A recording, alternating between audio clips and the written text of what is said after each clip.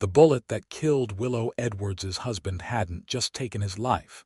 It had shattered her belief that anything good could last in this world.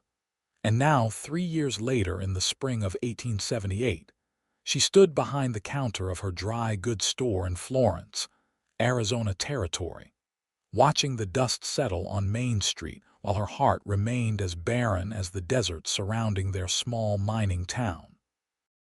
The bell above the door chimed as another customer entered, but Willow kept her eyes fixed on the ledger before her, recording numbers with mechanical precision. She had learned that avoiding eye contact meant fewer questions, fewer offers of sympathy that felt like salt in old wounds, fewer attempts by well-meaning widows to set her up with available men.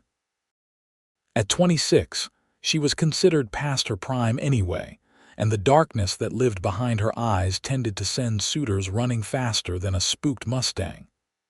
"Afternoon, madam. I'm looking for supplies for a week on the trail. Flour, coffee, salt pork if you've got it." The voice was unfamiliar, deep and gentle, with a slight drawl that suggested Texas roots. Willow glanced up briefly, taking in the tall frame of a cowboy she had never seen before. He was perhaps 30, with sun-weathered skin and eyes the color of summer sky. His hat was worn but clean, and despite the dust coating his boots and duster, there was something tidy about him, something that suggested a man who took care with things. "Third shelf behind you has flour and coffee." "Salt pork is in the barrel by the window," she said flatly, returning to her ledger. The cowboy didn't move immediately. She could feel him watching her, and it made her skin prickle with discomfort. Finally, he turned and began gathering supplies, his spurs making soft music against the wooden floor. Willow had inherited the store after Thomas died. Before that, she had been a schoolteacher, full of hope and dreams about building a life in the territory. Thomas had been a freight driver, strong and laughing, always with a story about the road. They had married when she was 23, and for 6 months, she had known happiness so complete it felt like flying. Then Thomas had taken a job escorting a silver shipment to Tucson, and he had come back in a pine box, killed by bandits who had gotten away with $12,000 and left 3 men dead on the Phoenix Road. The cowboy returned to the counter with his arms full. As she tallied up his purchases, he spoke again. "Name's Owen Morrison. Just signed on as foreman at the Double Creek Ranch north of here." "That'll be $3.40, Willow said without looking up. Owen counted out the money carefully, placing each coin on the counter with deliberate gentleness. "I heard about your husband," he said quietly. "I'm sorry for your loss." Willow's hand stilled on the ledger, her jaw tightened. "That'll be all, Mr. Morrison.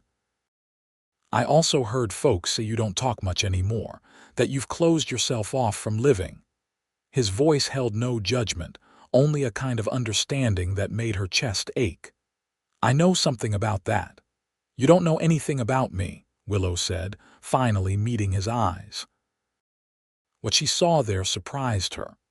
Pain recognized pain, and this cowboy carried his own weight of sorrow behind that gentle gaze. "No, madam, I don't," Owen agreed. "But I know what it's like to think you can't survive another sunrise. I know what it's like to go through the motions of living while feeling dead inside." Willow's throat tightened. No one in Florence had ever spoken to her like this, with such direct honesty about the thing everyone danced around. They offered prayers and platitudes, but never this raw acknowledgement of the darkness. "What do you want from me?" she asked, her voice barely above a whisper. "Nothing," Owen said. "Just thought you should know you're not the only one who's been broken." He gathered his supplies and headed for the door. Just before leaving, he turned back. "I'll be in town every Saturday for supplies. If you ever want to talk or just sit in silence with someone who understands, I'll be here." Then he was gone, leaving Willow standing behind her counter with tears burning in her eyes for the first time in over a year. The week passed slowly as it always did. Willow opened the store at dawn, served customers with efficient courtesy, closed at dusk, and spent her evenings in the small apartment above the shop, eating meals she barely tasted and reading books whose words she never remembered. The other women in Florence had stopped inviting her to quilting circles and church socials. Her sister Clara, who lived in Tucson with her husband and 4 children, wrote monthly letters begging Willow to come stay with them, to leave the store and the memories behind. Willow never responded. Saturday arrived with a dust storm that turned the sky orange and sent everyone scurrying indoors. Willow stood at the window, watching tumbleweeds roll down Main Street like lost souls. She told herself she wasn't watching for Owen Morrison, that his words meant nothing, that she didn't need or want his understanding. But when the dust settled around noon and he appeared on the boardwalk, shaking sand from his hat, her heart performed an unwelcome flutter. Owen entered the store and nodded to her politely. "Afternoon, madam. Came for some tobacco and a new rope if you've got one long enough." "Tobacco's on the counter. Rope's in the back room. What length do you need?" Her voice came out steadier than she felt. 60 feet should do it." Willow disappeared into the storage room, grateful for a moment to compose herself. When she returned with the coiled rope, Owen was examining a display of leather work gloves, testing their flexibility with careful hands. "These are quality," he observed. "You source them locally?" "From a leather worker in Phoenix. He brings a shipment every month." She placed the rope on the counter and wrapped it in brown paper with practiced efficiency. Owen paid for his purchases, then hesitated. "There's a social at the church next Friday, music and dancing. Thought you might like to go." "I don't dance anymore," Willow said automatically. "Neither do I," Owen replied. "But I hear the food's usually pretty good, and sometimes it helps to be around people, even if you're just watching from the edges." Willow felt something crack inside her chest, a small fissure in the armor she had built so carefully. "Why are you doing this?" "Doing what?" "Being kind to me, trying to draw me out. Everyone else has given up." Owen adjusted his hat, considering his words. "Because 4 years ago, I lost my wife and baby daughter to cholera in a settlement outside San Antonio. I spent 2 years drinking myself into an early grave, pushing away anyone who tried to help, convinced that I deserved to suffer. Then an old ranch hand named Charlie found me passed out in a stable and said something I've never forgotten. He said, 'Boy, the dead don't ask us to die with them. They'd want us to live twice as hard, once for ourselves and once in their memory.'" Willow's eyes burned. She gripped the edge of the counter to steady herself. "I don't know how to do that." "Neither did I," Owen said gently. "But I'm learning. And I figured if I could learn, maybe I could help someone else who's trying to figure it out too." "I'll think about the social," Willow heard herself say, surprised by her own words. Owen's smile was small but genuine. "That's all I'm asking." After he left, Willow closed the store early for the first time in memory. She climbed the stairs to her apartment and stood in front of the mirror, really looking at herself. The woman who stared back was thin, with hollow cheeks and eyes that held too much shadow. Her blonde hair, once worn in careful curls, hung in a simple braid down her back. She had stopped wearing the pretty dresses she used to favor, choosing instead serviceable brown and gray garments that helped her fade into the background. Thomas's photograph sat on the dresser, his face forever young and smiling. Willow picked it up with trembling hands. "I don't know how to stop missing you," she whispered. "I don't know how to be the person I was before." But even as she spoke, she wondered if that was what she needed. Maybe she couldn't go back to who she was. Maybe the only way forward was to become someone new, someone forged from grief and survival, and the tentative hope that Owen Morrison's words had sparked in her damaged heart. The next Saturday, Owen came to the store again. This time, Willow had baked extra bread that morning, and she found herself offering him a slice with butter. They sat on the chairs she kept near the stove for elderly customers, eating in companionable silence while dust motes danced in the afternoon light. "Tell me about your wife," Willow said suddenly. Owen looked surprised but not unwilling. "Her name was Margaret. We called her Maggie. She was small and fierce, with red hair and a temper to match. She could outride most men and wasn't afraid of anything except spiders." His smile was bittersweet. "Our daughter, Sarah, she was only 6 months old when the cholera came through. Maggie got sick first, trying to nurse the baby. They died within a day of each other." "How did you survive it?" Willow asked. "Barely," Owen admitted. "Like I said, I spent 2 years trying to kill myself the slow way. Finally woke up one morning and realized that Maggie would be ashamed of what I'd become. She always said I was stronger than I knew. I figured I owed it to her to prove her right." Willow nodded slowly. "Thomas was always the strong one. I was just the school teacher who liked books and quiet evenings. Without him, I feel like half a person. Maybe we're not meant to feel whole after losing someone we love that deeply," Owen said thoughtfully. "Maybe we're meant to learn how to live as different people, carrying the love but also carrying ourselves forward." "That's almost poetic for a cowboy," Willow observed, and was startled when he laughed. "Maggie used to say the same thing.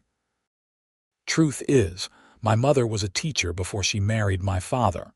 She made sure all her children could read and write properly. Used to make us memorize poems and recite them at dinner."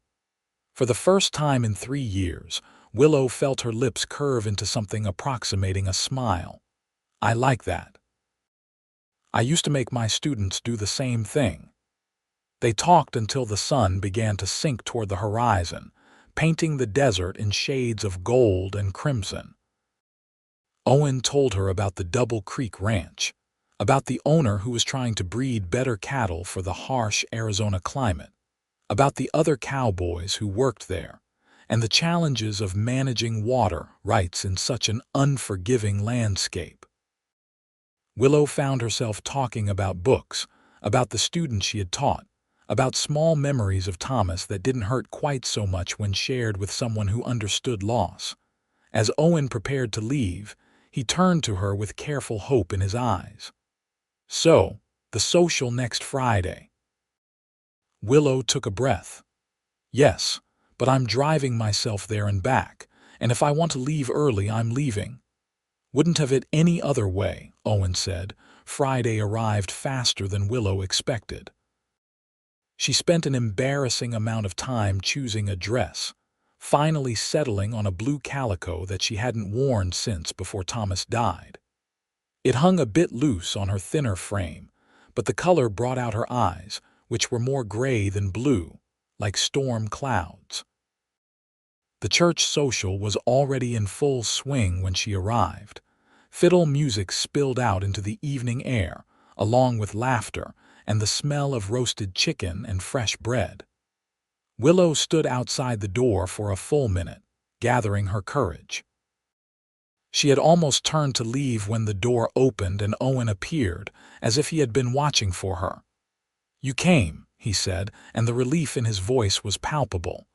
"I'm already regretting it," Willow admitted. "That's fair. Come on, let's get some food before the locusts descend on the dessert table." He offered his arm, and after a moment's hesitation, Willow took it. His presence beside her was solid and grounding as they entered the church hall. Conversation stuttered and resumed as people noticed her. Willow felt their stares like brands, heard their whispered comments about the widow who finally came out of hiding. Owen must have felt her tension because he leaned close and murmured, "Just focus on me. Everyone else can mind their own business." They filled plates with food and found seats on the periphery of the room, exactly as Owen had suggested, watching from the edges. The food was indeed good, and Willow discovered she was actually hungry for the first time in recent memory. She ate slowly, watching couples dance and children chase each other between tables. Willow Edwards, As I Live and Breathe. Willow looked up to find Martha Johnson, one of the most persistent of the town widows, bearing down on them with determination in her eyes. Martha was 50 if she was a day, with steel gray hair and opinions to match. "Martha," Willow said politely, "we haven't seen you at one of these in years, dear. And who is this handsome gentleman?" Martha's eyes gleamed with matchmaking interest. "Owen Morrison, madam," Owen said, standing politely. "Foreman at the Double Creek Ranch." "Oh, the Double Creek, fine operation indeed." Martha turned her attention back to Willow. "You know, dear, I was just saying to Constance Whitmore the other day that it was time you rejoined the living. A woman your age shouldn't spend all her time alone in that dreary store." Willow felt her defenses rising, but before she could deliver a cutting response, Owen spoke up.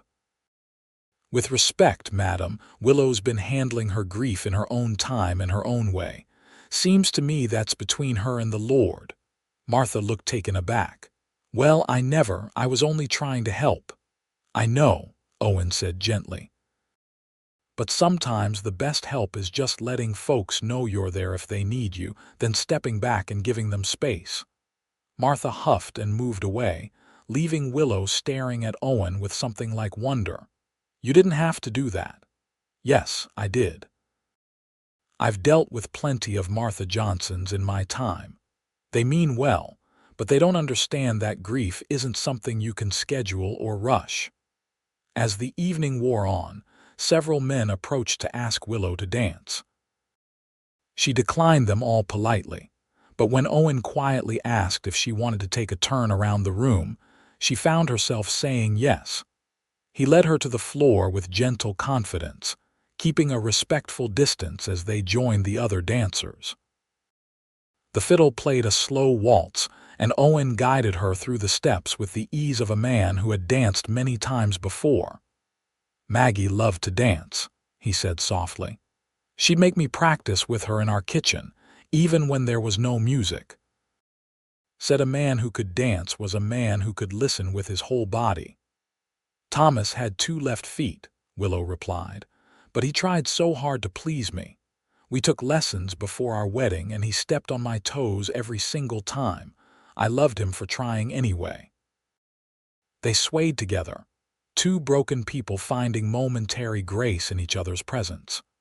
Willow felt something shift inside her, like ice beginning to thaw after a long winter. It wasn't healing, not yet, but it was the possibility of healing, and that was more than she had felt in 3 years. When the song ended, they returned to their seats. Willow was surprised to find she was tired, but it was a good tired, the kind that came from genuine engagement with the world rather than mere exhaustion. "Thank you," she said to Owen, "for bringing me here, for understanding." "Thank you for giving me a chance," Owen replied. Over the following weeks, a pattern developed. Owen came to town every Saturday for supplies, and he and Willow would spend an hour or 2 talking. Sometimes they sat in the store. Sometimes they walked along the edge of town where the desert stretched endlessly toward distant mountains. They talked about everything and nothing. The weather, town gossip, philosophy, memories of their lost spouses, dreams they had once held and dreams they were afraid to hold again. Willow found herself thinking about Owen during the long week between his visits. She caught herself smiling at memories of things he had said, looking forward to Saturday with an anticipation that felt both wonderful and terrifying. She was coming back to life, and it hurt in ways she hadn't expected. Guilt warred with hope. How could she feel joy when Thomas was gone? How could she look forward to seeing another man smile? One night, unable to sleep, She lit a lamp and pulled out the letters Thomas had written her during their brief courtship. His handwriting was bold and sprawling, full of misspellings and earnest declarations of love.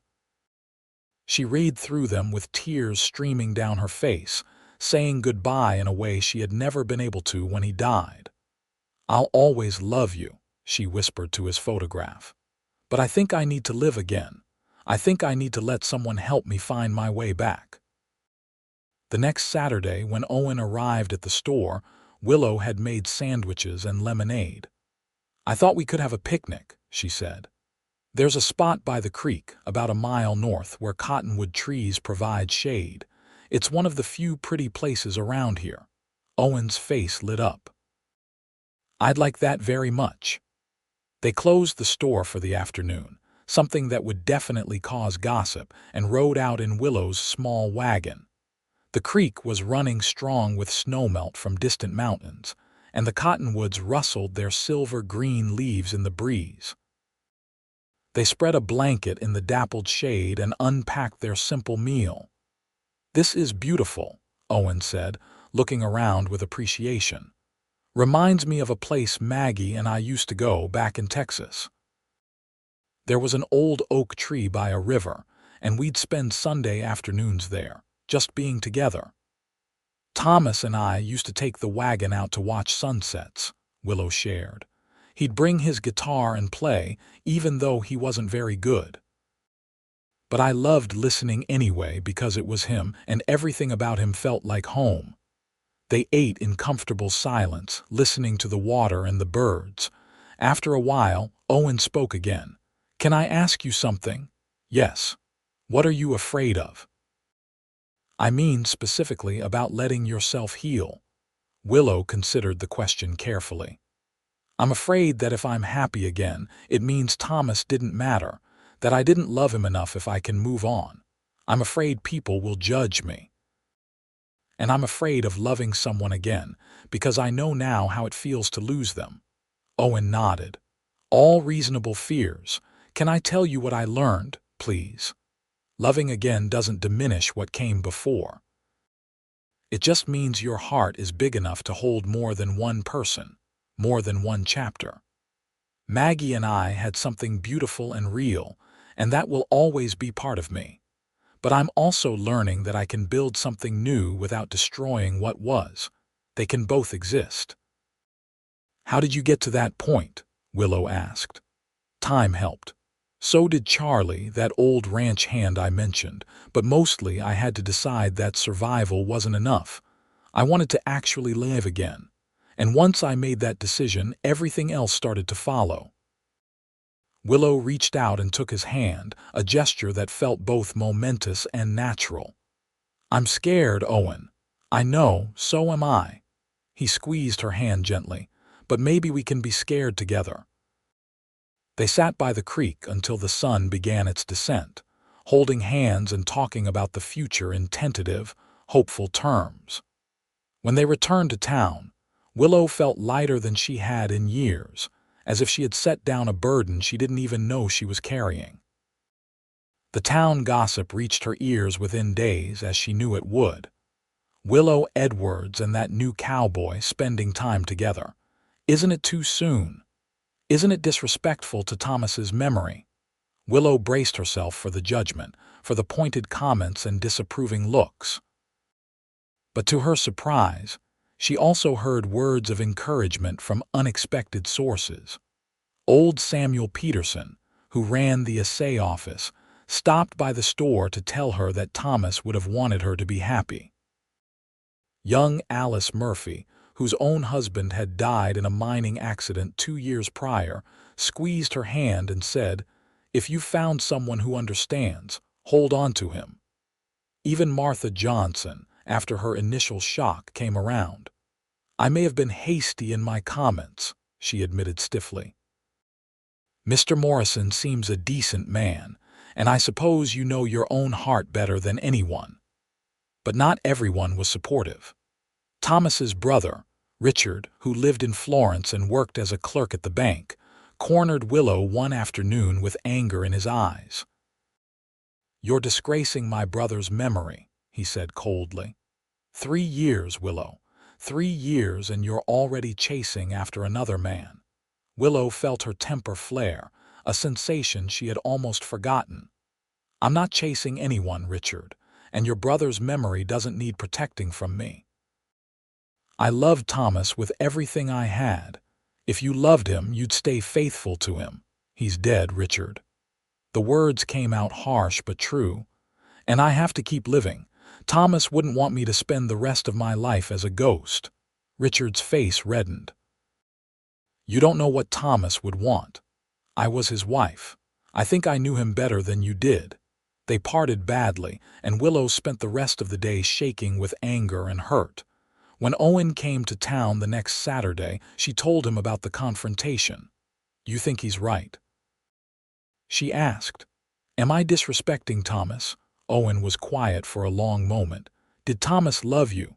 Yes, absolutely. Then he'd want you to be happy. Love doesn't demand that the surviving person suffer forever. That's not love, that's possession. His words settled something inside her. You're right. I know you're right, but it's still hard. It's supposed to be hard, Owen said. If it were easy, it would mean the love we had before didn't matter. The fact that this is difficult just proves how much we love them. Summer came to the Arizona territory with blazing heat and brilliant blue skies.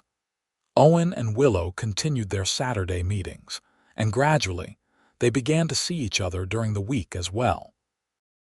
Owen would ride into town on Wednesday evenings, and they would have dinner together in the small apartment above the store.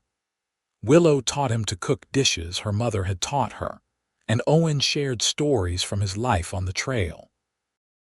They were building something together, slowly and carefully, like two people who had been burned before and were taking great care not to rush toward the flames again. There were setbacks. Days when Willow woke up overwhelmed with guilt and couldn't bear to see Owen.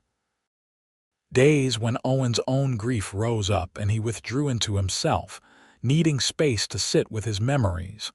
But they always came back to each other. That was the difference.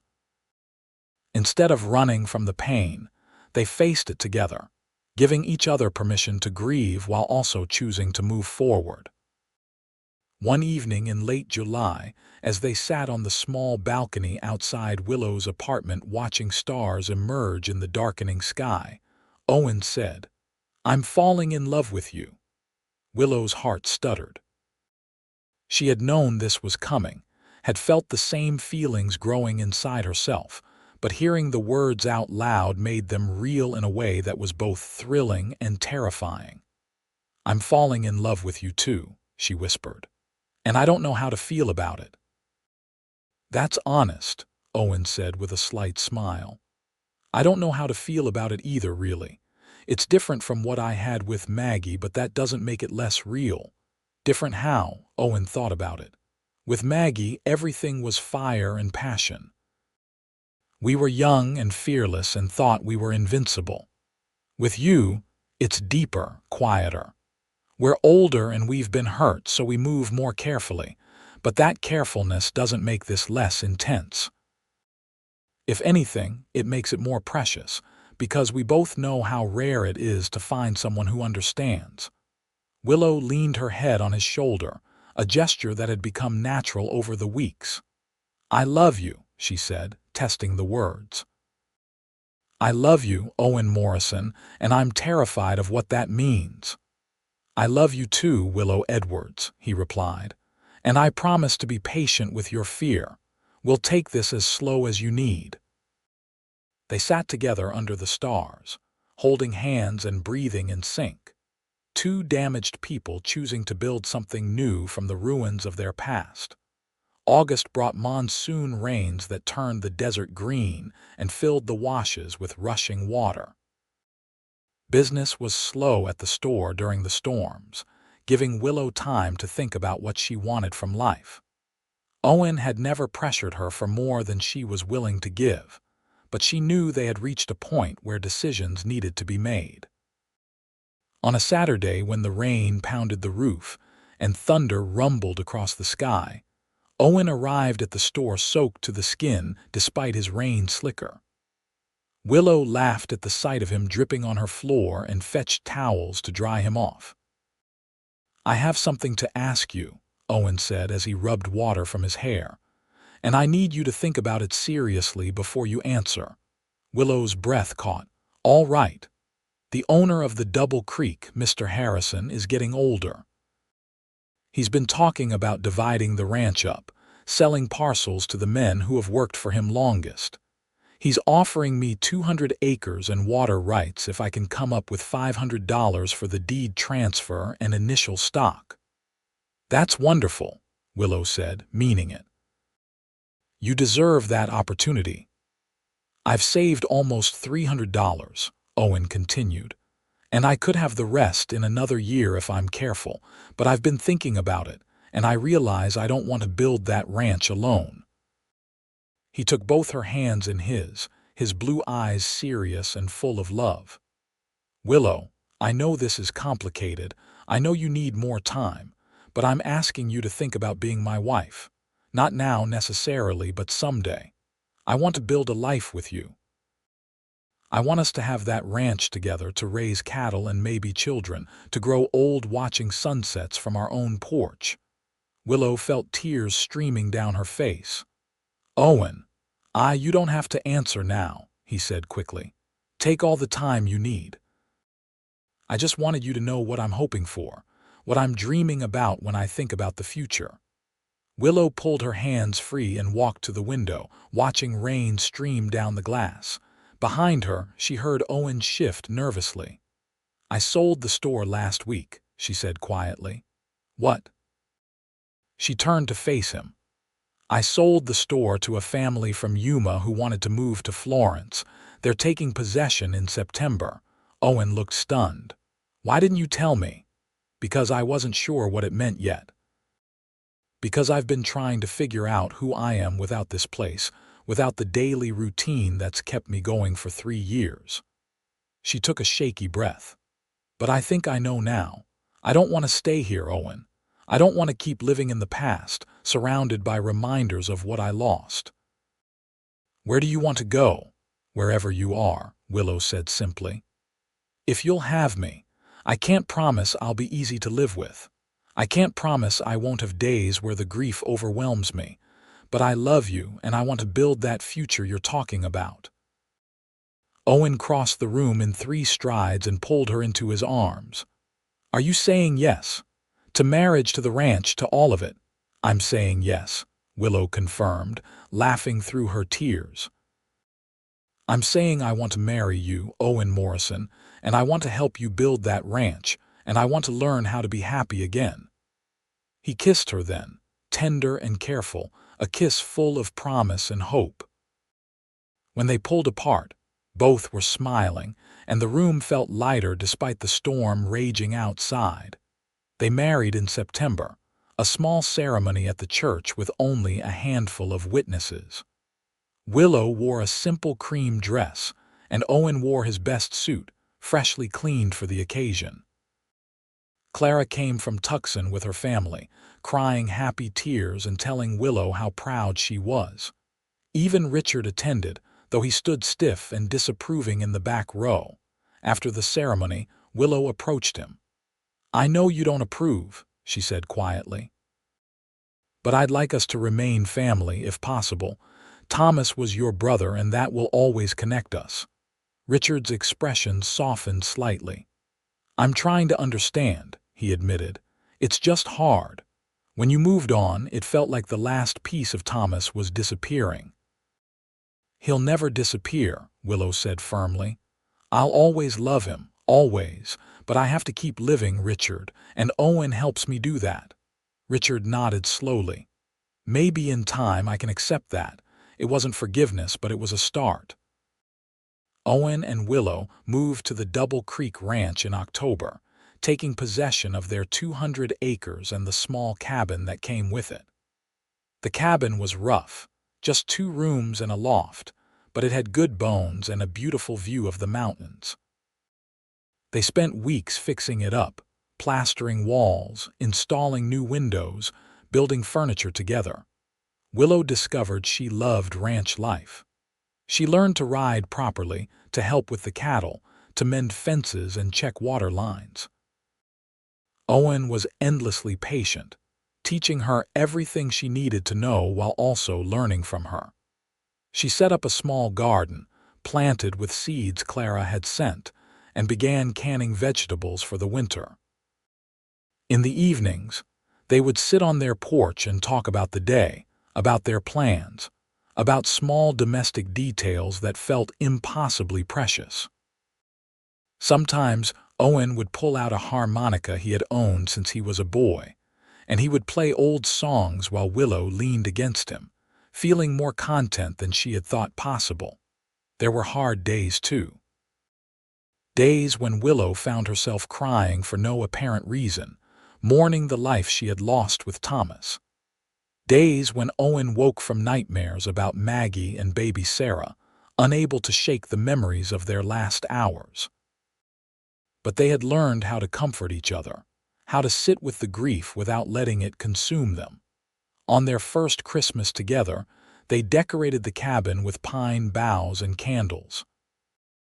Willow cooked a feast that would have fed 10 people, and Owen carved a small wooden horse that made her cry because it reminded her of one Thomas had given her during their courtship. "I kept it," she told him, pulling the carved horse from her trunk. "I brought it with me. Is that all right?" Owen cradled the small horse gently. "Of course it's all right. He was part of your life. These memories matter." She kissed him, overwhelmed with gratitude for his understanding. "How did I get so lucky to find you?" "I think we found each other," Owen said. Two broken people who needed to learn how to heal. Winter passed into spring, and as the desert bloomed with wildflowers, Willow realized her monthly courses were late. She waited another week before saying anything, not wanting to hope too hard, but when she finally told Owen her suspicion, his face transformed with joy. "A baby," he whispered. "Really? I think so. I'll need to see the doctor in Florence to be sure, but all the signs are there." Owen pulled her close, his hand resting gently on her still flat stomach. "I'm scared," he admitted. "After losing Sarah, I'm terrified something will go wrong." "I'm scared too," Willow said, "but we can't let fear stop us from living. That's what we've been learning all along, isn't it?" The doctor confirmed Willow's pregnancy, estimating the baby would arrive in late October. Owen became almost comically protective, insisting Willow rest more, hiring a woman from town to help with the heavier housework. Willow tolerated his fussing with good humor, understanding that his concern came from love and old pain. As her belly grew, Willow found herself talking to the baby, telling stories about its father, about grandparents it would never meet, about the life they were building on the ranch. She also told the baby about Thomas, about the man she had loved first, because that love was part of her story too. Summer brought intense heat, and Willow spent most of her time in the shade, sewing tiny clothes and preparing the loft as a nursery. Clara visited for 2 weeks, bringing hand-me-down baby items and offering advice based on her own 4 pregnancies. The sisters grew closer than they had been in years, finding new common ground in impending motherhood. "I'm so glad you found happiness again," Clara told her one evening as they sat on the porch. "I was worried about you for so long." "I was worried about me too," Willow admitted, "but Owen helped me remember how to live. He's a good man, different from Thomas, but good in his own way." "Yes," Willow agreed. "Thomas was sunshine and laughter. Owen is steady and deep like a river. I needed that steadiness to build myself back." The baby arrived on a cool October night under a full moon that turned the desert silver. The labor was long and difficult, and there were moments when Owen stood outside the bedroom door, white-faced with fear, listening to Willow's cries and praying to any god who would listen. But when the midwife finally called him in, Willow was alive and exhausted, holding a red-faced infant with a surprisingly loud voice. "It's a boy," the midwife announced. "Healthy lungs on this one." Owen approached the bed slowly, almost afraid to believe this was real. Willow smiled at him tiredly. "Come meet your son." He sat carefully on the edge of the bed, staring down at the tiny person they had created together. The baby had dark hair like his father and was currently expressing his displeasure at being born by wailing at top volume. "He's perfect," Owen whispered. "You're both perfect." They named him Thomas Owen Morrison, honoring both the past and the present. When Clara asked if Willow was sure about the name, if it would be too hard, Willow shook her head firmly. "Thomas was the first man I loved, and he deserves to be remembered. This baby is proof that love doesn't end, it just changes form and continues forward." Owen held his son with the careful awe of someone who had lost a child before and knew how precious and fragile life could be. He sang to little Thomas in the evenings, soft lullabies his own mother had sung to him. He changed diapers and walked the floor during long nights, never complaining, always grateful for the chance to be a father again. Willow recovered slowly from the birth, her body exhausted but her heart full. She spent hours watching Owen with their son, seeing the ghosts of his past pain gradually replaced by present joy. This was healing, she realized, not forgetting the grief, but learning to hold both sorrow and happiness at the same time. Thomas Owen was 6 months old when Willow discovered she was pregnant again. Owen's eyes went wide. "Already, apparently," Willow said with a laugh. "I guess we're going to have our hands full." This pregnancy was easier than the first, and in the late summer of 1881 their second son arrived. They named him Samuel, after the old assayer who had been kind to Willow during her darkest days. Samuel was quieter than his brother, with blonde hair like his mother, and a serious expression that made everyone laugh. Life on the ranch was busy and full. Owen and Willow expanded their herd, built a larger barn, hired a young cowboy named David to help with the work. The cabin grew too small, so they built an addition, proper bedrooms and a larger kitchen where Willow could cook and the boys could play without being underfoot. On Sundays, they would drive into Florence for church, and Willow would visit Thomas's grave, usually with both boys in tow. She would tell him about their lives, about the sons she was raising, about the happiness she had found without ever forgetting what they had shared. "I still love you," she would say quietly, touching the headstone. "But I love him too. I hope you understand. I think you would have liked him." Years passed in a rhythm of seasons and growth. The boys grew tall and strong, learning to ride and rope and care for the land. Thomas Owen was bold and adventurous like his namesake, always pushing boundaries and testing limits. Samuel was thoughtful and gentle, more likely to be found reading than causing mischief. When Thomas Owen was 8 and Samuel was 7, Willow gave birth to a daughter. They named her Margaret Rose, after Owen's first wife and the wild roses that grew along the creek. Owen wept when he held her, overwhelmed by the gift of a second chance. "Maggie would have loved her," he told Willow. "She always wanted a little girl with red hair who would grow up to be fierce like her." Margaret Rose did indeed have red hair, and as she grew, it became clear she had inherited her father's first wife's spirit. She was fearless and determined, refusing to be left behind when her brothers rode out to check fences, learning to shoot and track and handle livestock as well as any boy. The ranch prospered. Owen proved to be an excellent manager, expanding their operation carefully and sustainably. Willow kept the books and managed the business side, her teacher's education serving her well. They built a reputation for quality cattle and fair dealing, and other ranchers sought Owen's advice on breeding and land management. In 1889, when Richard came to visit, Willow barely recognized Thomas's brother. He had aged considerably, his hair gone gray, his face lined with years. He had never married, never built a life beyond his clerk's position at the bank. "I was wrong," he told Willow one evening as they sat on the porch watching the children play. "About you and Owen, about all of it. You didn't betray Thomas. You honored him by continuing to live." "Thank you for saying that," Willow said quietly.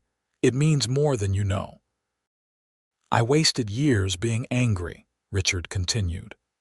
"Angry at you, at death, at life for going on without Thomas. But looking at what you've built here, seeing those beautiful children, I realize I'm the one who failed Thomas's memory. He would have wanted this for you.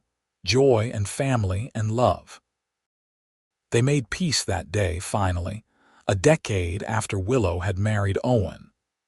Richard became a regular visitor to the ranch, a beloved uncle to the children who never knew he had once opposed their parents' marriage. On their 20th wedding anniversary, Owen surprised Willow by taking her back to the creek where they had their first picnic. The cottonwoods were taller now, and the creek ran clear and cold. They spread a blanket in the shade, just as they had 2 decades before, and shared a simple meal. "Do you ever regret it?" Owen asked. "Marrying me, building this life?" Willow looked at him in surprise. "Never. Why would you ask that?" "Because you gave up a lot. Your store, your independence, the life you had known. I just want to make sure you're happy." "Owen Morrison, I am happier than I ever imagined possible." She took his weathered hands in hers. "You gave me a gift I didn't think I could have again. You showed me that loving again wasn't betraying what came before. You helped me heal without ever asking me to forget." "You did the same for me," Owen said. "When I met you, I thought I was managing my grief okay. But you taught me there's a difference between surviving and living.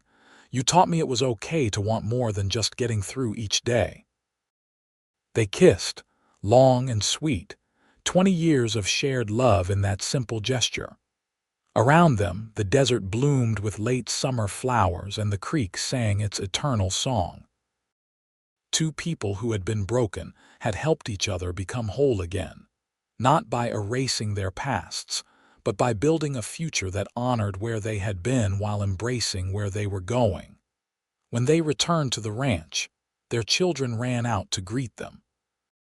Thomas Owen was 17 now, already taller than his father, and talking about studying agriculture at the new territorial college. Samuel at 16 was quieter but no less ambitious, dreaming of breeding horses. Margaret Rose at 10 was a wildfire of energy, currently muddy from helping David mend the fence by the north pasture. "Did you have a good time?" Margaret Rose demanded. "David said you went on a date, which is silly because married people don't go on dates." "Married people can absolutely go on dates," Willow corrected with a laugh. "Especially married people who want to stay happily married." That night, after the children were in bed, Owen and Willow sat on their porch as they had countless times before. The stars wheeled overhead in their ancient patterns, and somewhere in the distance, a coyote sang to the moon. "You still think about them?" Willow asked quietly. "Maggie and baby Sarah. Every day," Owen admitted, "but it doesn't hurt the way it used to. Now it's just a gentle ache, a reminder of something beautiful that I was lucky enough to have, even briefly." "What about you? Do you still think about Thomas?" "Every day," Willow echoed. "But like you said, it's different now. I can remember him with gratitude instead of just grief. I can tell stories about him to the children without feeling like I'm being torn apart."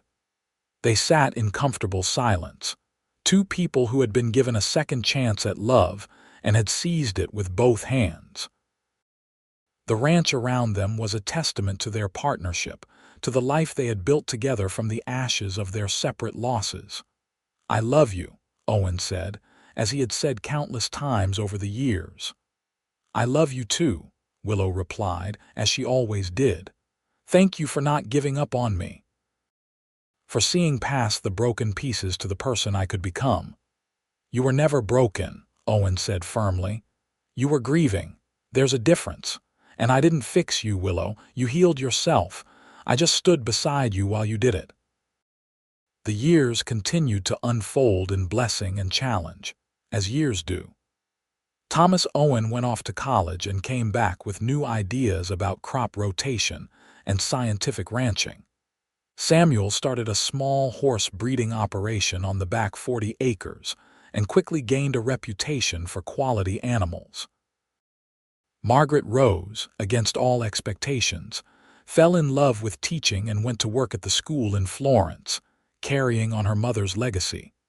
Owen's hair went silver, and Willow's face gained laugh lines around her eyes. They grew old together, slowly and gratefully, watching their children grow and eventually bring grandchildren home to the ranch.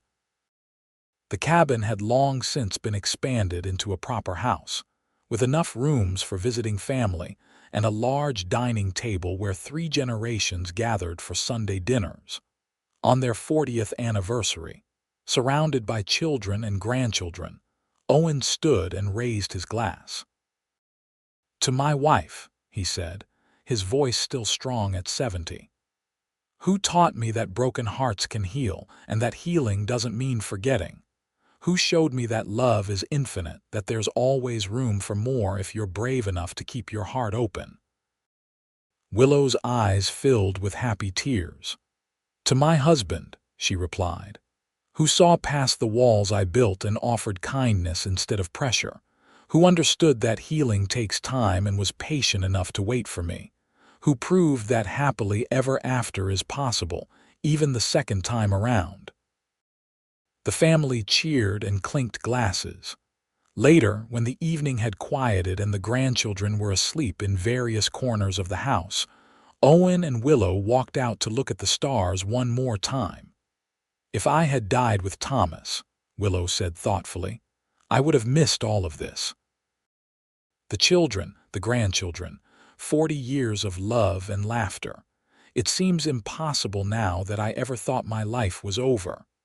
"But you didn't know then what you know now," Owen reminded her. "You didn't know that healing was possible, that love could happen twice. You had to learn that, and it took time and courage." "We both did," Willow said. "We learned it together." They stood hand in hand under the vast Arizona sky, 2 people who had lost everything and found each other in the aftermath. They had been told they were too broken to love again, but they had proven that assessment wrong. Love hadn't fixed them exactly. Instead, they had fixed themselves, bit by bit, day by day, with love as the foundation upon which they rebuilt their lives. The ranch would pass to their children, and then to their children's children, a legacy of perseverance and hope. But more than the land or the cattle or the house, Owen and Willow's true legacy was the lesson they had lived. That grief doesn't have to be the end of the story, that healing is possible, and that broken people can build beautiful lives if they're willing to let someone help carry the weight. As they turned to go back inside, Willow paused and looked back at the desert stretching away into darkness. Somewhere out there were the graves of the people they had loved first, the ones who would always hold a piece of their hearts. But here, in this moment, there was life and love and joy, hard-won and deeply cherished. "Come on," Owen said gently, tugging her hand. "Let's go inside, our family's waiting." Willow smiled and followed him home, her heart full to overflowing with gratitude for second chances and patient cowboys, and the healing power of love that refuses to give up, even when the world says it's too late. Their story, which had begun in grief and darkness, ended in light and life, a testament to the resilience of the human spirit and the transforming power of love that says, "You're not too broken. Let me help you heal. Let us heal together." And they did, beautifully and completely, leaving behind a legacy that would echo through generations. That love is always worth the risk, healing is always possible, And broken hearts can beat strong again when they find someone who understands both the pain of loss and the courage it takes to open up and try again. The Arizona sun rose the next morning on a ranch full of life and love, on children and grandchildren who existed because two grieving people chose hope over despair, on a future built from the rubble of two separate pasts. Owen and Willow had walked through fire and come out the other side, not unmarked but undefeated, ready to spend whatever years remained to them in gratitude and grace. They had said she was too broken to love again. The cowboy had said, "Let me help you heal." And together, against all odds and expectations, they had built a love story for the ages, one that proved that endings can become beginnings, and that the human heart is far more resilient than anyone ever imagined. Their story was complete, their circle closed, their love proven across decades of work and joy and the simple daily choice to keep choosing each other, again and again, through everything life brought their way. It was a good ending, hard-earned and deeply deserved, and it was theirs forever.